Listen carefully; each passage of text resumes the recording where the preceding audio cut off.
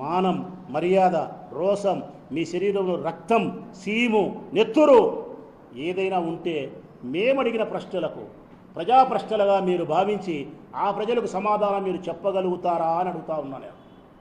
రేపు 12వ తారీఖున మేము గొప్ప ర్యాలీ చేస్తూ ఉన్నాం ఈ ప్రభుత్వానికి వ్యతిరేకంగా. ఇక్కడ మీరు గుర్తుపెట్టుకోవాల్సింది ఒక మాట ఉంది. వైఎస్ఆర్ కాంగ్రెస్ పార్టీ అగ్రభాగాన ముందుంటుంది. వైఎస్ఆర్ కాంగ్రెస్ పార్టీ జెండా ముందు భాగాన ఉంటుంది. కానీ ఆ జెండాకు వెనుక భాగాన నడిచేది మాత్రం నీ బాధితులే.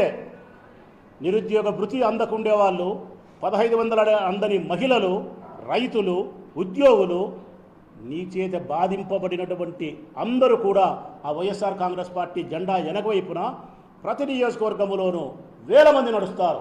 ప్రొద్దుటూరు నియోజకవర్గంలో 10,000 మందికి తగ్గకుండా బాధితులు రేపొద్దున సంబంధించిన అధికారికి వినతిపత్రం ఇవ్వడానికి వస్తారు. ఇవన్నీ నువ్వు సమాధానం చెప్పగలుగుతావా ముఖ్యమంత్రి చంద్రబాబు నాయుడు గారు? సమాధానం చెప్పగలుగుతావా లోకేష్ బాబు గారు? పద్దన లేచిరా నుంచి అర్థమైందా రాజా అంటావు. నిన్ను అడుగుతా ఉన్నాడు రాచమల్లు, అర్థమైందా రాజా?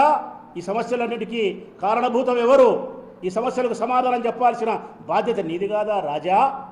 శిలక పలుకులు పలుకుతాయి, శిలకలన్నీ బయటకు వచ్చి మేకపోతు గాంభీర్యం అన్ని మాటలు మాట్లాడతారు బయటకు వచ్చి. వీటికి సమాధానం చెప్పాలా చేతనైతే.